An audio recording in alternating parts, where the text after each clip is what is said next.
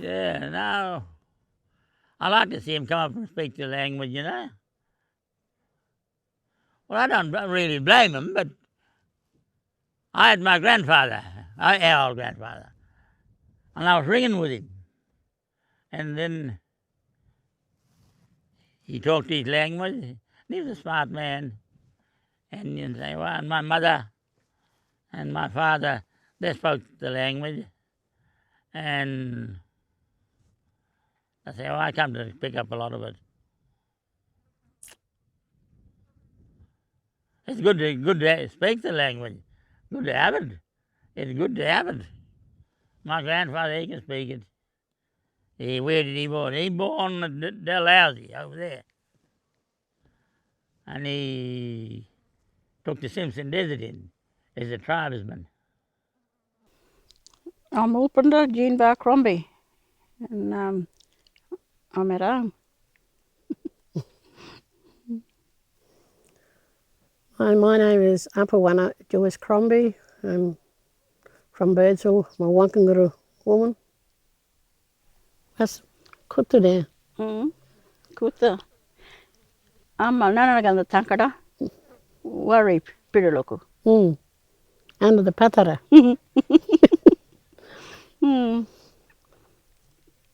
I said, Mum, sit down here and catch the fish under the tree. Under the tree. We used to, like even with we used to tankada on the wadlu, so sit on the sand and that. So we used to sleep down here on the ground as kids when we were tired from swimming in the kutta. You know, we used to have a kunala and get up and take it home then. Yeah. So, yellow belly, ngampurru, river karla, water kuta. What else? Ngaru, them bush over there, them green, what they call ngaru, you know what I was telling you about, the green bush and that. Trees. Patara. Wadlu, sand. Wadlu. Maka, fire. Patara tree up there growing. The sticks, tyalpa.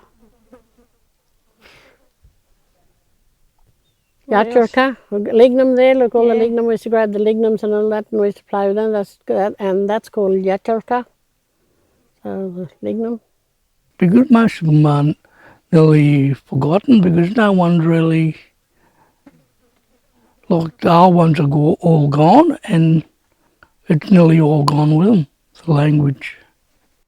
My language supports our land. When we die, there's no more people to carry our language on. Lots of more, you know, some of my sister's kids might pick it up, and some of the little grandkids. See, paya-paya there, look. Oh, there's a little bird. That's a paya. Paya-paya means little. One in my language, when you learn my language, and when you double the word, it's small. Paya-paya, see? That's small. See, this is a mantra here. Mantra. Mantra. So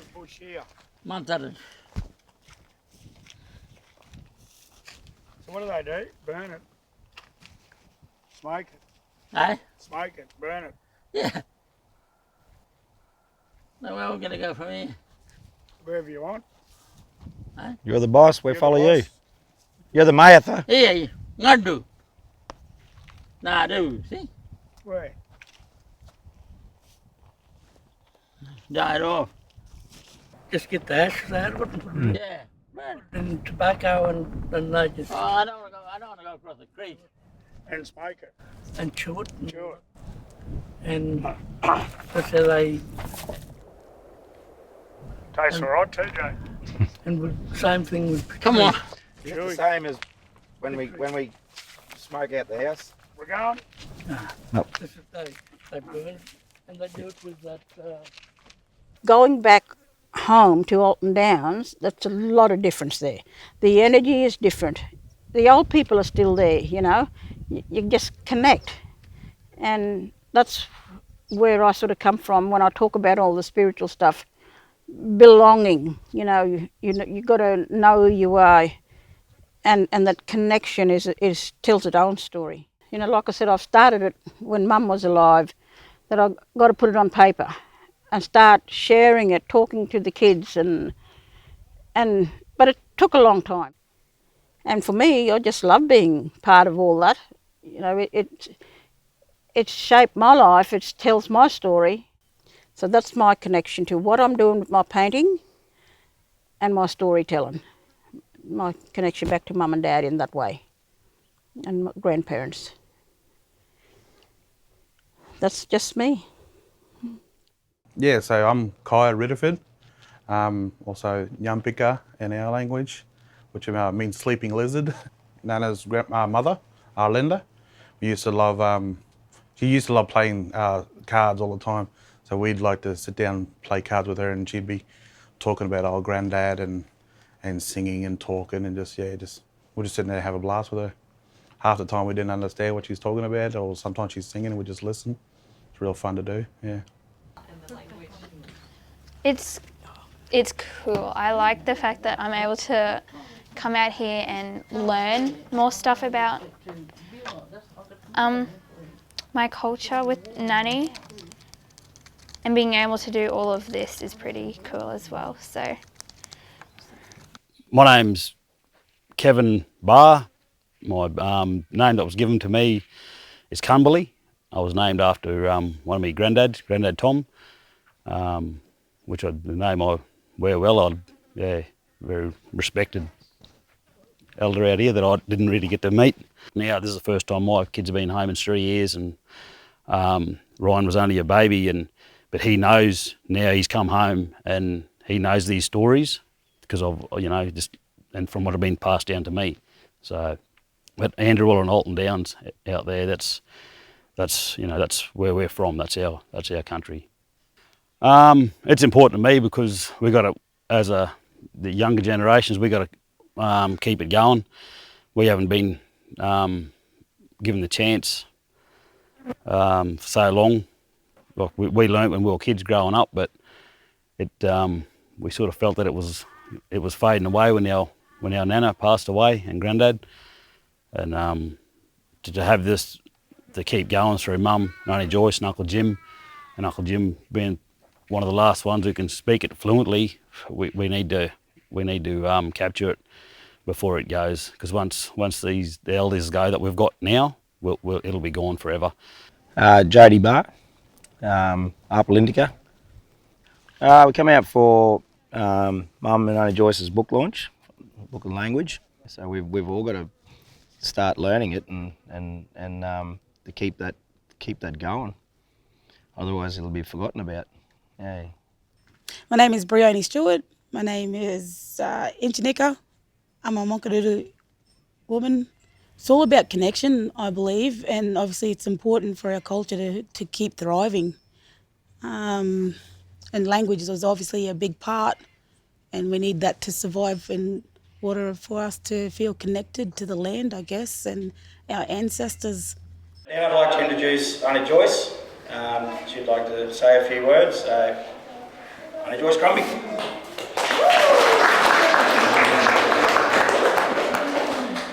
Hello, welcome to Wangkangurru, Wangkangurru, full of language dictionary launch. To have our language put out on paper in a book, that's a very strong feeling, and it makes you feel that we have achieved something very special, and to be sharing it with our young ones, and not only the young ones of our people, but it was a very strong feeling today, and I really enjoyed it. I wasn't nervous at all. But I find today was really good, because there's a lot of our friends turned up, and most of all our kids, the family, my sisters and brothers, so it was good. And just having Jim there, which was because he's got to be recognised as well. Jim being our older brother now, so still alive. So it was good to have him there, and also helping us with the language. That's a manawara tree, Bill. What is it, eh? Manawara. Manawara. Yeah, manawara. He get little round fruits on them. Yeah, there. Yeah, and they all go purple then. These fellas here. You eat them bars and your mouth purple, yeah. But they're going to be purple. They go, yeah, they're right when they're ripe. Oh, Yeah, that's a manawara. Yeah, right, eh? Yeah, you can. They're good eating. Like you must eat that there. Like I've got 2 kids, and with my eldest one, Harmony, like, you know, they'll say a few things to her, and she's really quick with picking up words, and, you know, they're teaching her language and she takes it on. Like, you know, when we're home, she says certain things to me that's in language, and I'm just like, oh, that's so good. So it's, yeah, it's really good. What's water? Kota. Kota. That means, what does that mean? Water. Water. And what other words do you know? Water cutting. Water kate, good girl. What does that mean? Bird. Inyu. Emu. Yep, good girl. Even though Dad does say some stuff at home, like water, kutta, I remember that one. What? Kota. Yeah. Yeah, I'm Tiani. My Aboriginal name is Arlinda, after my great-grandmother. So probably well suited because we're both stubborn and cunning, but I wear that name with pride, heaps, because she's taught me so much even when I was younger. She probably passed when I was about 10, but I've learnt so much from her through those years as a kid. You know, we all try to get back or talk to Nan and Auntie Jean and all the elders here that are with us at the moment to try and get some reconnection and get grounded when we come back here. So, yeah. Name's Nacha Kinthra, which means feeding. So I'm 50 years old. Today's been about Auntie Jean and Mum and Uncle Jim. It's been their day, so it's been awesome. We've come out, we've proudly been there for them, so it's been good. And just to see how far they've come and what they've done so far, which is only just the start of it, so yeah, it's good. My hope is keep going, do more. 2, this is number 1, 2, 3, 4, maybe more. All depends on how we're going to get these words out. And before Jim or one of us, you know, decide to leave. So, you know, but we need to get it out before anything does happen to us. So our younger ones can actually go and speak the language. Teach their kids as well. So I'm hoping it just one step at a time now and just keep on going. No looking back, and that's how I see it. It's important that we, as the younger generations, lead through with these books that they're doing for us and keep our language going. And if we don't follow through, we'll lose it. Having this is something to refer back to, and it's always there to start learning and keep it going, especially if I want to have kids like younger generations, just to not let it die out. Yeah, but super proud of them both. Super proud. Very proud of our family with what they have accomplished, keeping our culture alive, our language alive, pass it down to us younger generations, and so that we can do the same thing as well. Without that, obviously our culture would, well, I'd hate to say it, but die. And it's they've come a long way. I'm getting emotional because it's what a great accomplishment. Like, there's no words to say how happy I am for our elders to be doing this sort of stuff. So hopefully someday we can, you know, like speak full sentences to each other and understand each other. I'm looking forward to it. I've already read a few pages and going through it over and over and trying to work out everything, which is, yeah, fun to do. I'm learning reading the books as well as my kids and my brother's, you know, kids and cousins' kids, and we're all learning, you know, through these books, because obviously we don't come home that often. Now it's up to us kids and the younger generation to keep it going on. We don't want to let their work go by and not pass it on. growing up as young fellas, we sort of weren't really too, we were too worried about school and doing everything else, and then we sort of overlooked actually where we actually lived and our culture, I guess. So now it's good to actually have that book, because then we can learn it ourselves and learn the words properly, and not just swear words. And it'll go on. It'll be there forever, and that's you couldn't get more beautiful thing than that, I guess. Yeah. I got nothing absent though. Oh,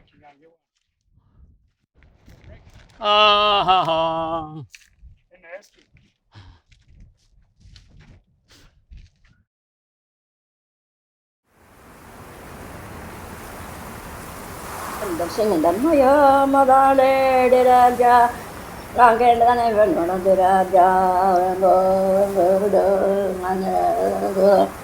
Maya Madale de Raja, Rangan de Raja, and Kote Kote Yerbere, and Jan Bare, Yara Manale, Kotele.